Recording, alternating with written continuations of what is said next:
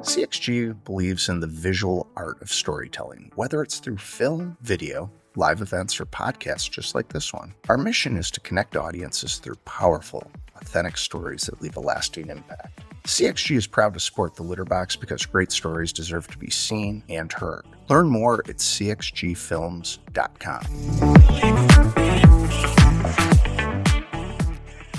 Hey, Tiger fans. You know what's more frustrating than a bases-loaded double play? When your small business is striking out with technology problems. That's why our good buddy, Brett Danis, created Summit Tech Partners. Brett's a Michigan guy through and through and a lifelong Tigers fan. And Summit provides the perfect relief pitcher for your IT needs. While other services throw you generic fastballs, Brett's team will scout your business and develop a customized game plan specifically for your small business. While you're keeping track of ERA and RBIs, Brett's team will handle your IT infrastructure.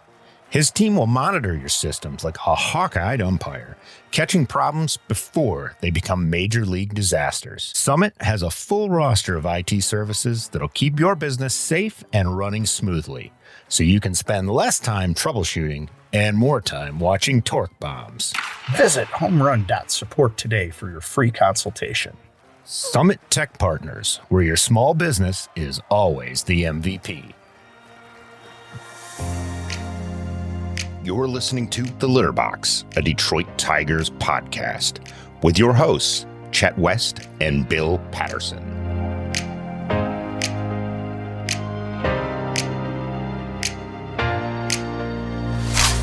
Here's what's on deck for this episode. The Pirates were in town, which is our National League rival. Okay, game one, the pen was sensational. Do you know what Tommy Kahnle does when he gives up a run? I have shaved various parts of my body at different times. I'm not feeling super optimistic about the Rays series. I think. Good afternoon and welcome to the Litter Box. It's Billy P. from the D with Chet West. Chet, how you doing in Minneapolis today? Oh, we're doing great. Our weather is getting hot up here. It's getting hot in Chicago too. There's some sunshine. It rained for about a week straight, so things are looking up. Okay. Yeah, we got plenty of rain as well. Hey, let's talk Tigers. The Pirates were in town, which is our National League rival.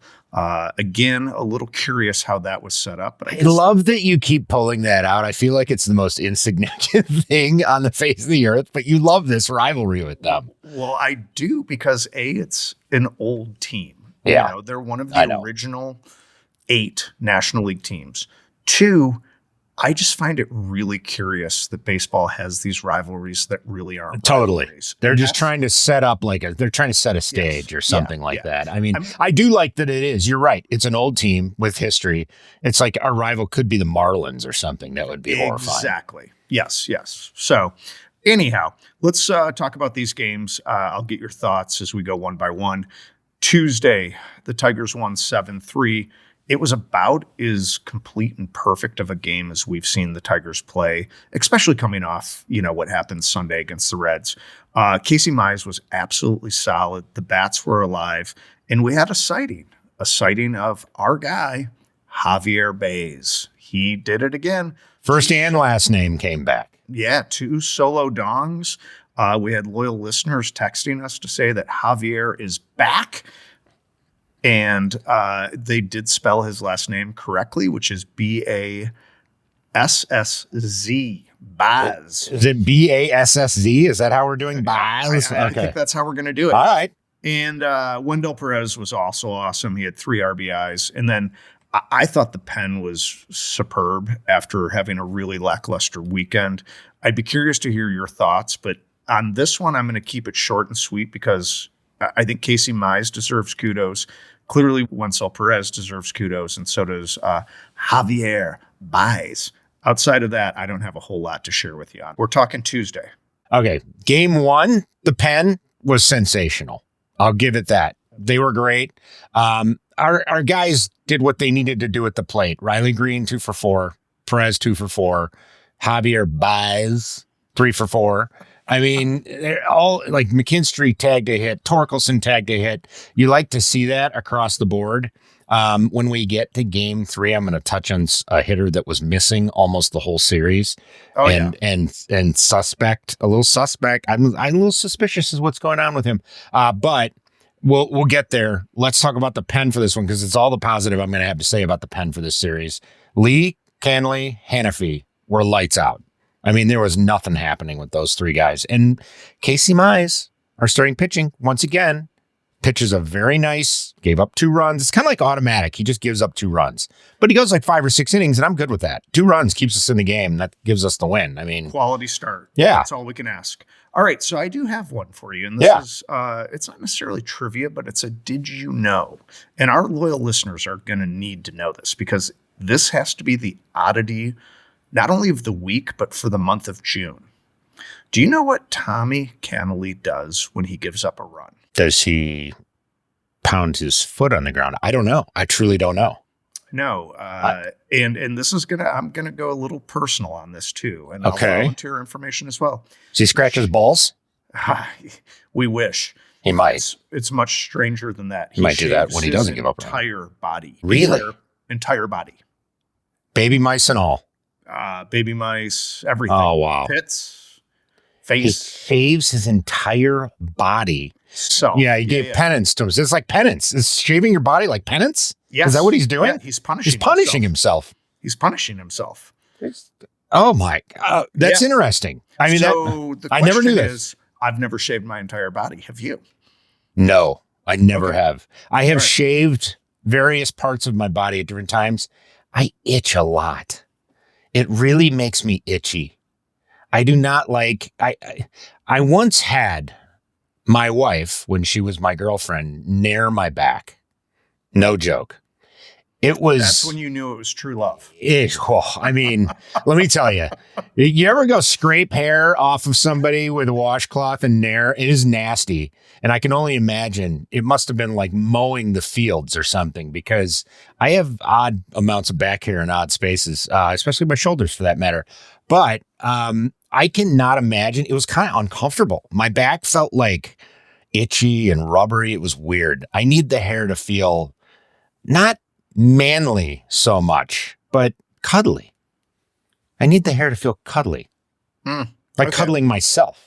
I have never nared anybody's back, but I did witness it being done before spring break in the fraternity house circa I think that's why I did it. 1994. Yeah. And we had a guy in the fraternity who will remain nameless, but he was part man, part gorilla, given how hairy he was. This is not going to help the fraternity image at all. Dudes naring each other. It was stinky, smelly, gross. It is. It stinks. Thank God we had It's like burning hair.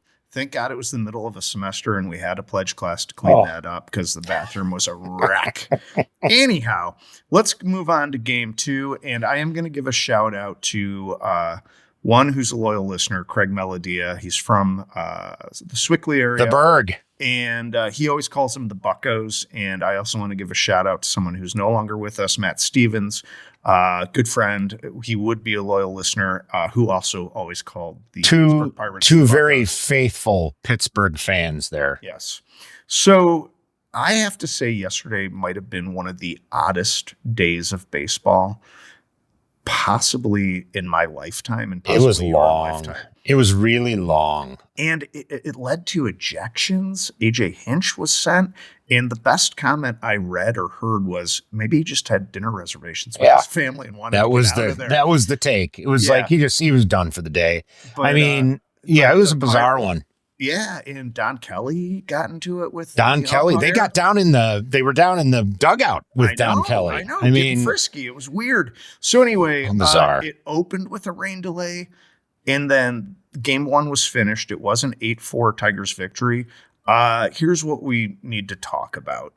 Excuse me. Game 1 was a 9-2 Tigers victory. 9-2. Yeah. And here's the thing. Skubal, we've come to expect so much of him that when he goes 5 2/3 and it looks gassed, which he was gassed at the end of that, he looked human.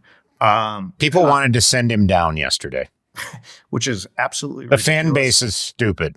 He is going to win the American League Cy Young yet again, and he is so awesome, but he did look tired. And quite frankly, when he walked more than he usually does, 3 batters, and it was pouring. It was a deluge when that happened.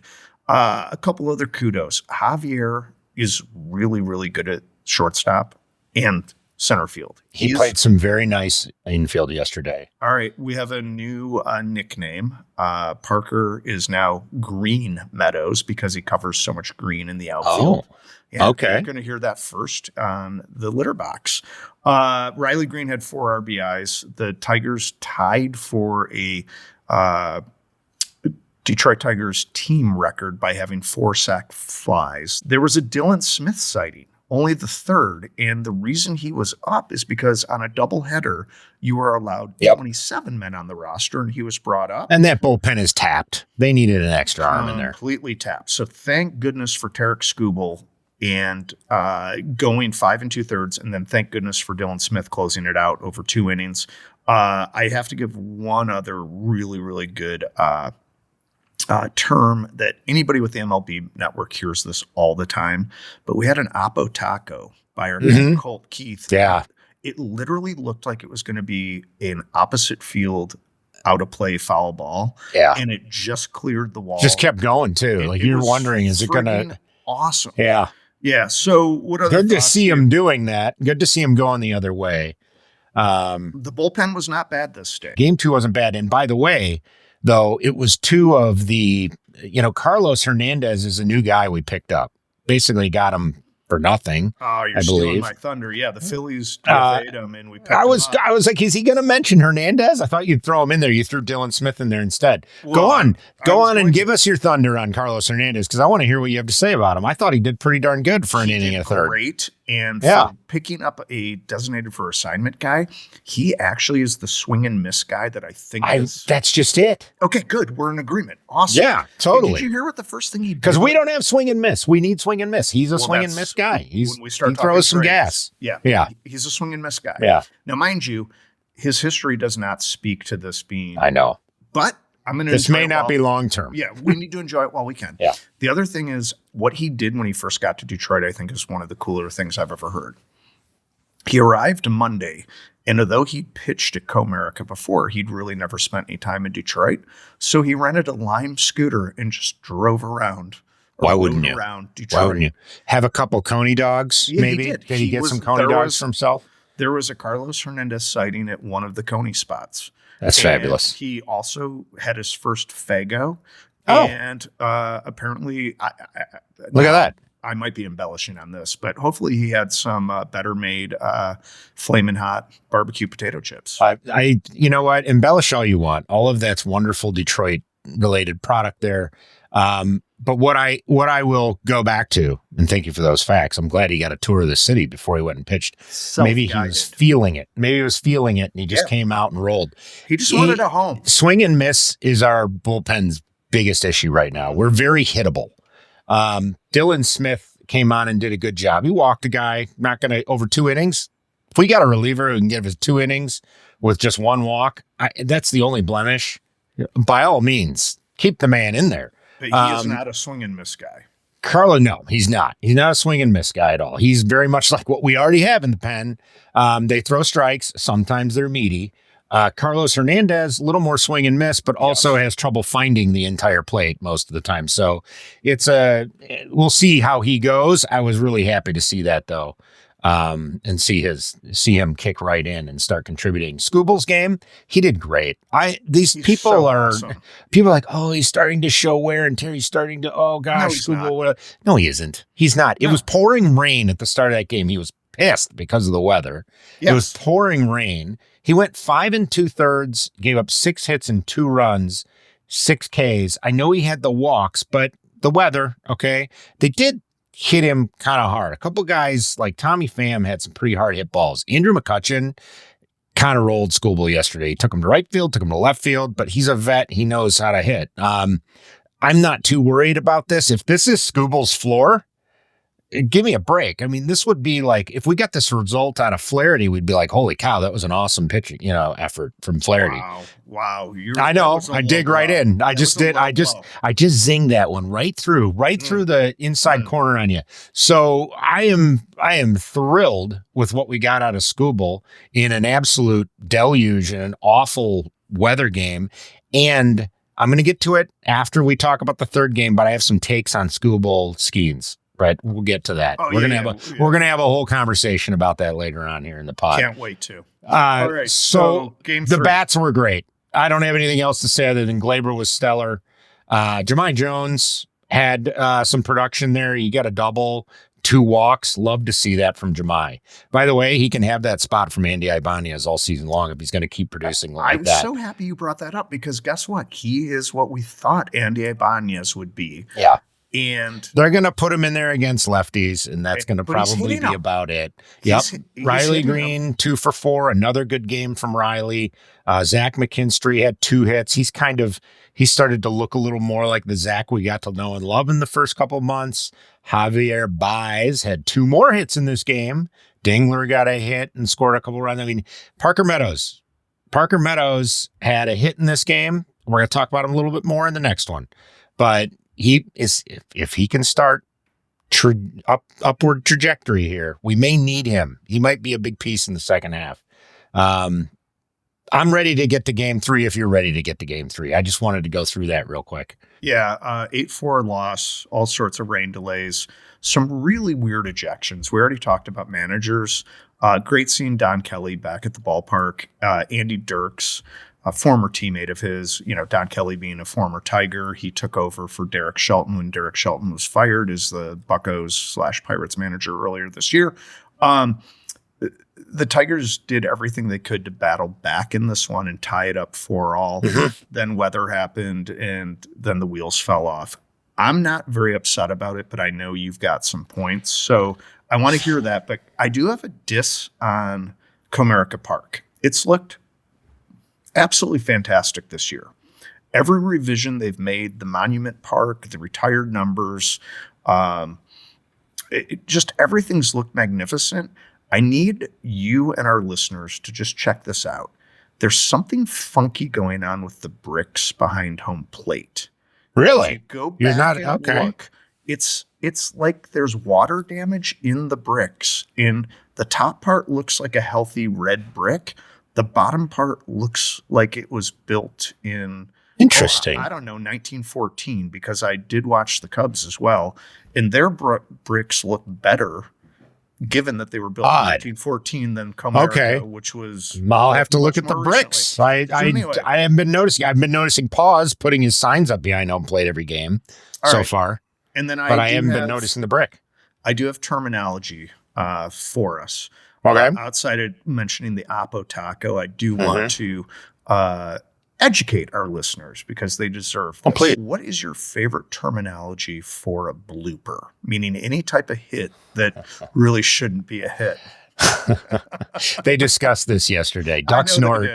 Duck snort is I think there's, I always just like bloop, hit, whatever, but I do like the duck snort. I think that's pretty good. I think our next wave of T-shirts or merch is going to have Duck Snort on. Duck Snort is going to be on there. One to Dirks and Benetti and a litter box T-shirt with Duck Snort on the back. Yeah. So I like the Duck Snort call. I like that. They talked about it yesterday. They did so this was like the longest day of baseball ever.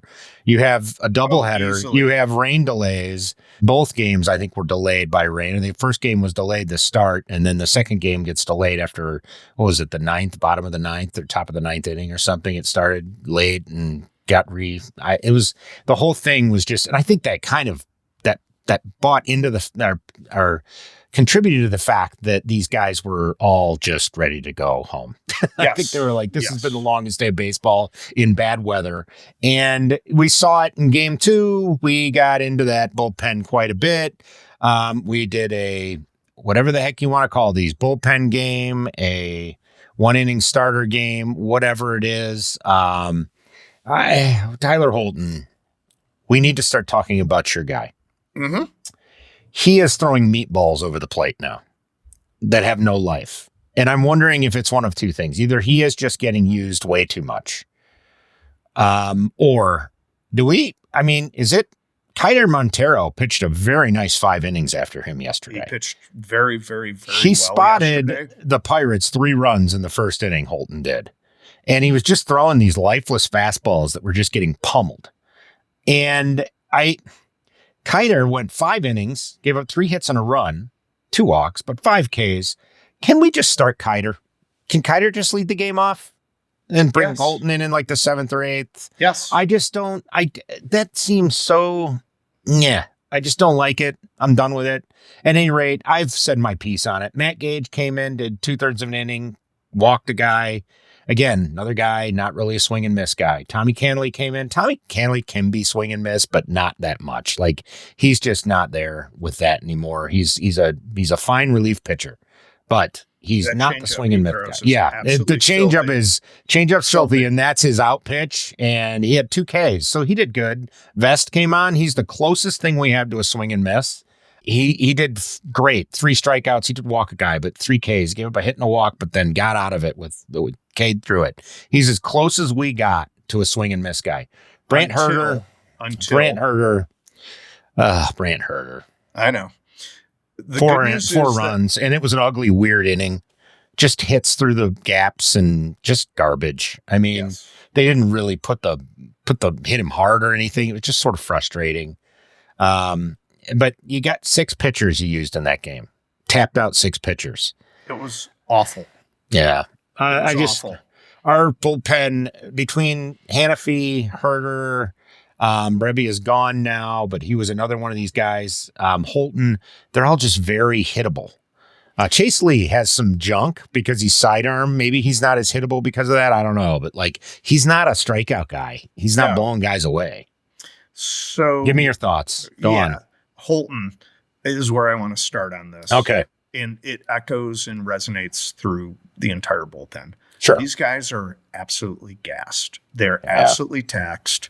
And I don't want to foreshadow too much, but I have a very, very bad feeling about this weekend because they're going to a minor league park that is, I was just down in this area. Yeah. The heat was oppressive. They play tonight, which should give them a little bit of relief, but the next 2 games are at noon, essentially, 11 our time Central. It's going to be hot. It's going to be hot, and unless we get good performances from Flaherty and the other starters, I am beyond concerned because this bullpen doesn't have a whole lot more to give it this time. My thought on Holton and my thought on Hannafy and Herter is this. If you give these guys an honest 4 to 5 days off and then have them pitch in high leverage situations, not low. Sure. I will be more inclined to agree with actually, you didn't really say anything. I didn't say that. I just said we don't have swing and miss guys, and our bullpen has not been the strength it was in the first 2 months. That's all I'll say. We give a lot of kudos to them in the first 2 months. Yeah. They were getting used more regularly in the first 2 months, but we don't have those like killer guys that go out there and just blow batters away. They have to have their stuff. They got to have their locations. They're working in the changeups. It's just not we don't have anybody that throws heat in the pen. Yeah. And the good news is that Alex Lang he is a swing and miss guy. Mm-hmm. Yep. And he had a good rehab assignment, had multiple Ks, scoreless innings. Good. So help is on the way. Good. But I do want to talk a little bit more once we wrap up the bullpen about just how frisky things got between fans and then the Pirates players were losing their mind. What was going on? Tommy Pham. Tommy Pham's a hothead. He has a long history of this, which is also why he's got a long history of picking fights with his teammates, picking fights with fans. I mean, this guy's just off. So he had 3 fans ejected from the expensive seats where I sat in the Padres series, where it cools you down, it heats you up. The only thing it doesn't do is protect you from the rain. So I imagine those people, whatever they paid for those, were probably a little salty at that point. I've mentioned this before. Comerica does serve high-octane beers like Two Hearted Ale, which I believe is north of 7%. Yeah. It's close. It's close. 18 innings of baseball and high-octane don't go together. I don't know. I mean, I'd like to know what they said to him to get him all riled up. He got all riled up. If it wasn't Tommy Pham, I'd look at the fans and be like, don't be morons. But it's Tommy Pham. They could have. Hold on. I mean. The fans were also morons at the bullpen because Dennis Santana, I did hear one about, of the Pirates bullpen pitchers, who's pretty well respected throughout the league, and actually someone that I would. I'll tell you what, Have they got a lot of guys in their bullpen I'd like to have. They have a lot of guys in their bullpen I'd like to have. So we'll touch on that more when we get to trade deadline stuff. But they actually have swing and miss guys. Yeah, the they Tigers. do. They do. And so circling back on all this, something was said to Dennis Santana, and he even took a swipe at a fan. Basically, my stance on this is, the 3 games I went to at Comerica, everybody was well behaved, respected. Yeah. There's no point in having. This game went on for close to 12 hours. That is too much time for alcohol to be sold to anybody. This isn't on Detroit fans. It's not on Michigan people. It's not on Pittsburgh people. It's just Major League Baseball should have called this game. And what's the harm in having a tie between 2 teams? I know they don't like that, but the NFL does it, and it seems to work out. And I think they got to get the games in. They're not going to call it. This is a situation where you've got. As a fan, you have to expect for them to be better. You can't not blame the fans if they're saying stupid stuff to the ball players and they're getting drunk. They don't have to get wasted over the course of a doubleheader. Now, I enjoy getting wasted during a doubleheader, and especially if it's raining, because you have to do something to handle the rain. So you take a little of that sting out of it. Yeah. But what else are you going to do? But have your drinks and don't yell at players who will whip your backside if that wall isn't there. At any rate, it was weird. It just showed how long a day it was. I think it just grated on everybody to a degree. Yeah. So that's all I'll say about that. Okay. So I think we did a pretty good recap on that. Surprisingly, the Tigers, I will say one thing. Can we talk about Skenes now? Are we ready to discuss him a little bit? Because we were kind of waiting for him. Yeah. He went 6 innings. He barely got out of the 6th, but he did. 3 hits, 2 runs, 5 walks, 9 Ks. He is he throws the gas. He's not a thrower either. He's a pitcher for a young guy who's only in his 2nd season. Now, granted, he's done the college deal, so he's a little older and whatnot and developed, but he's a pitcher. He's pitching out there. I actually thought it was just going to be gas all over. He's got some other pitches in his arsenal. He's got some great out pitches. He's got a sweeper. He's got a change that he throws. He's a good one. He's going to be a good one for a while. Generational talent, stays healthy, keeps his arm from flying off. In their pen, Ferguson, Santana, Bednar, love to have any one of those 3 guys in our pen. Absolutely. All of them excellent. If you look at their pitch charts, these guys were throwing gas, all of them, through fastballs pretty steadily, at least a third of the time to half the time. And you look at our relievers, and it's like only Vest. Everybody else, fastballs are just a sliver of their arsenal. Mm-hmm. So, that's part of it, right? You're going to blow guys away with the fastball. If you got a good enough one, you can locate it. You can put enough behind it. They could. That 3rd game, I thought when we tied, we got back to 4-4. I was just happy we got a couple runs off Skenes. I was proud of us for getting 2 runs off the guy. The guy is like Skubal, basically, with his stuff. So he's a younger version of Skubal. Yeah, he is. They're very different pitchers. They are. But they're similar in mentality and the fact that they're both pitchers. They are not throwers. Different styles. Yeah. You couldn't have been more correct on that. And what I feel bad about for Paul Skenes is that he is stuck on this Pirates team that has him and some other pitchers that we've talked about the bullpen and thrown bouquets there. They can't hit to save their life. And it shows, to your point, how beat up the bullpen was, how bad the weather was, the fact that a team that can't hit, they're, I believe, 30 out of 30 teams in terms of just overall runs generated, any type of OPS. And it's really alarming. And again, when you're done about Skenes, I have one thing I want to say about this. Yeah. I do wish Rob Manfred, for how much he's tried to influence the game And I can't stand the ghost runner, if you would, on second base to start I know. extra innings. You know, it's not a ghost runner; it's a real human. But it's like we were playing wiffle ball in the backyard when you don't have 9-on-9. Weird rule. Why couldn't he have influenced so that we got Skubal Skenes and tried to pull the strings a little more? Because you know that Roger Goodell would do that. You know Vince McMahon would do that. You know Don Gerber from MLS would do that. He's not. But dude, you're not. Here's the thing. I was kind of saying the same thing before. I'm like, I'd really love to see a Skenes Skubal matchup, and if they can find a way to tweak this sucker so that we could have it. Two things about that. I'm actually after the aftermath here. I'm actually glad that they were pitching in separate games. And I think it was cool that it was a doubleheader. I thought that was kind of cool. It was like you get Skubal for the game one, you get Skenes for game two, and you can kind of focus on just them against the other team and not the battle between the two. I was really happy that they separated, but it was also a doubleheader, turned out being a doubleheader back to back. So I think I would have rather. Now, if they can do Skenes versus Skubal later on, I'd love to see that too. But I'm glad I got to see them separate but back to back. That was kind of cool. Okay. I get where you're going though. I wouldn't mind seeing them go head to head, obviously. There was some cool aspect to the fact that they were done. The puppet master pull his strings? I know. All right. I know. So before we get into Tigers Rays, I do have a very important baseball announcement. Please. It doesn't let us deal know. with the Tigers, but this is one of your favorite players all time, one of my favorite players all time.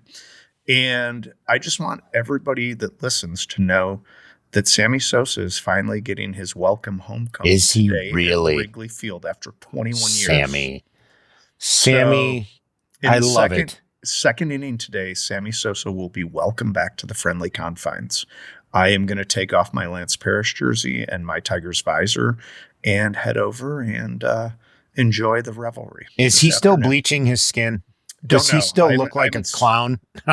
Look kind of like a clown. He definitely went through a Michael Jackson phase. Yeah, he did something. Let's hope he's back to 1999 Sammy. I think he was going to go into politics or something. He started like doing something weird to his appearance. That's great. I'm glad to hear Sammy's back in the house in Chicago and everything's right with the world again, as far as that goes. In regards to the follow-up to this series, you have anything else? Any other tidbits? What do you feel? I feel very nervous to go to Florida. I think we need to talk about the Rays a little bit here. So we've got Flaherty on the bump tonight. They're going at 6:05, so it's 7:05 Eastern time, 6:05 tonight. He's going up, and I kid you not, against Shane Baz. Yeah, and he's good. By the way, he's a very good pitcher. He's had some injury issues to start his career, so he's had an on again, off again kind of start to his career here. But he has got stuff, and I'll be very curious to see how we handle Mr. Baz. We're going to see a Baze versus Baz battle, which is that's fun. But we also get Ryan Pepe up tomorrow, which is worse. He's even better. Against Sawyer Gibson-Log. He was kind of, possibly a Cy Young candidate. He's a guy he's been talked about quite a bit. Another good younger pitcher. And SGL's going to, I hope they just let SGL start the game, but we're going to get like somebody in the first inning. Who knows? I hope doesn't have anything left to give. I don't think there's anything left to give, and I don't know if he may need a rest. I'm not sure what to do with him now. I'm not uncertain that your hypothesis is not correct. I just think that he has been so overutilized up to this point, and there's a reason they're relief pitchers. You don't they can't pitch 180 innings or 160 innings. Yeah, that's not what they're a great change of pace coming off of somebody else. But I don't know that you want them leading a game off against the top three in the lineup. And that's my take on it. And I feel like I beat it to death, but we're probably going to see it again tomorrow. So we'll see what happens. And then, Sunday's Mize against Little. I don't know much about Little, but as far as Mize has been going, I'm guessing he'll go 5 or 6 innings and give up 2 runs. Yeah. And that's lovely from your number 5. I think you're correct on that. my last, I'm going to riff on this just one more time. Yeah. Why Major League Baseball is having them start at 12:10 Saturday, Sunday is beyond me, because that is the heat of the day. And the whole point of a night game in Tampa would be better, wouldn't it? Yeah. I mean, wouldn't we gain a couple degrees of like, I don't. Well, at least the sun's not out. You know, they had their first rain out in Tampa the other day. Well, because they're this past week. They had a rain up, I know. Isn't that fun? But the whole point was they front loaded and back loaded the Rays schedule this year because of the weather. And then you put two of these. I get that it's the MLB game of the week for Saturday. So fine if you want to flex one of them, great. But Sunday makes no sense. I get that it's a travel day, but the Tigers have Monday off, and they're the visiting team. So this is just one of those. I'm nervous about this series, too, just because we're coming off of a gasser yesterday that was a doubleheader with rain delays. You're at the ballpark literally all day long and into the evening, and now you're going to fly down to Tampa and play a team, you're going to flip right back around and do that without an off day and play a team that you're going to go up against some good pitching, and they've got some good offense, too. These guys aren't bad. Couple guys on that team. We're going to see our old buddy Christopher Morel. He plays for them. Of course he does. Junior Caminero, Yandy Diaz, two young, skilled players. These are to be traded because that's what the Rays do. But Curtis Mead, not a bad young player himself. Josh Lowe, he's got some pop. There's some interesting players that I'll like watching in this game, just to be like, where are they going to eventually play? The Yankees, the Dodgers. I mean, Junior Caminero is probably like my highlight. I can't wait to watch him. He's supposed to be pretty big bat in the lineup.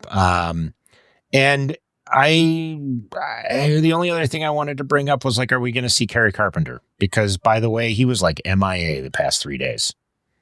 The hamstring's bothering him. Yeah. And the other thing that I keep reading, and I know we want to do a trade deadline special, and we're also going to do a down at the farm special. So I'm teasing that for our listeners, but I do want to talk about this. I keep seeing his name brought up over and over again. Is he the new Colt Keith for you right now in the trade deadline stuff? Was I? You were kind of thinking Colt might be a trade piece early in the season. I'm all right. So if we can talk about this, outside of relief pitchers that have swing and miss stuff, I have done a 180 on the bats. Yeah. And what I'm seeing that's out there, and for our listeners that don't know our banter back and forth, Cedric Mullins has always been a joke. There's no way that the Tigers are giving up anything of any substance. He's a joke now. He was your guy. You wanted him. Ced Mull. He's like everything else we have. It would be like if we went out and got, I was trying to enunciate the joke that he's a good fielding, middling hitter. Yes. Good fielding outfielder, middling hitter. But, since we're sort of on this topic, Colt Keith has been playing great baseball lately. Absolutely. And he's been playing at third. He's been playing at second. He's been playing first. He's been hitting more. He had a beauty home run yesterday. Parker Meadows hit a home run this past series. Green Pastures hit a home run this past series. So we got those two guys. I feel like we need them for the second half. We need them to keep the trajectory going. I'm going to be watching Meadows in this series to see if he can keep the ball rolling. Keith to see if he can keep the hot streak going. And because somebody's going to fall off. Like Glaber may not be the same. Glaber's like on an all-star pace right now. Guy should be the all-star second baseman for the all-star team. For the he is. And for listeners, you have until next Thursday to vote once. Yes, you do. Yes. Please vote for. Get your votes in. Yeah. So really quick, one thing I wanted to circle back on before we log off. Yep. You said there was someone that wasn't hitting earlier, probably about the 10-minute mark in the show, that you wanted to circle back to. That's Carpenter. Okay. I touched on it already, but it was Carpenter. I saw him in the lineup and I'm like, and I knew he went like 0 for 5 in the first game of the doubleheader. His average is down to 254. Something's going on there. Something's happening there. You just don't hear his name. He's not popping up in like, I think he started one game this week, pinch hit in the first game. There's something happening. I think he's giving him a little rusty rest. I think the hamstring might be worse than, or bothering him more than maybe he's letting on. I think you're right on that. He was not the one that I thought you'd bring up. Oh, yeah, it wasn't? Who'd you think I was bringing up? He's fielding great, but Spencer Torkelson is not hitting again. I think Torque is just going to be one of those guys that's like a career 235 hitter. Mm-hmm. I mean, he's going to have some power. He's still barreling balls up. He's still ripping balls all over. He's a fly ball hitter. So he's not going to get the BABIP, right? He's not going to get the batting average on balls in play. They're going to go through the hole and things of that nature. Like he's going to be dropping them in gaps or over the fence when he connects. So I'm glad to see he's barreling. That's good. He needs to be a Colorado Rocky is basically what I'm hearing. He's be an incredible Colorado Rocky. Spencer Torkelson for Ryan McMahon. There's your first trade deadline play right there. Wow. I don't know. I don't know. I don't know. I mean, Torque, he could be trade fodder. He's picked it up and he might be interesting to some teams. I like Torque. I love Torque. I hope we hang on to Torque. The other thing that I would touch on here would be the fact that I've lost my train of thought now. You got me all on something else, and I've lost my train of thought. I don't have anything. Well, it's gone. It left. It's gone. I'll wrap up for us. Yeah, why don't you wrap this up so we can get onto the Rays here tonight? We're not feeling super optimistic about the Rays series. I think the Tigers take one of three. Even that I think is going to be gritty and a little bit gutty. Anything beyond that, I'll be surprised on. Sure. Still very pleased with everything this year. Don't know that a bat is absolutely necessary. I have done a 180 on that the last couple of weeks. Swing and miss guys are imperative, and I would still like to see Alex Cobb pitch at least 3 starts this year. I'd like to see it at some point. Reese Olson. That's what I was thinking. Reese Olson's coming back. See? He pitched yesterday, struck a guy out with the change. The ring finger's doing better. So we may get Reese Olson back pretty soon, which would be a nice little lift for July and the second half. Absolutely. We could use that definitely. The other thing that I would say to listeners, we're going to have a little trade deadline primer coming your way. We're also going to string in a little bit of a down on the farm so we can talk about the minor league and some of the minor league guys and people you may see get traded versus people that you might see the Tigers hold on to for dear life. So we'll give you a little glimpse at all that stuff in upcoming episodes. I think we're going to try and separate those from game reviews too. Of course. So maybe a special addendum to your listening. More content. Yes, more content for you. All right. I'll sign off. We will talk to each other Sunday afternoon, evening. Go Tigers. And I hope we're wrong about this upcoming series.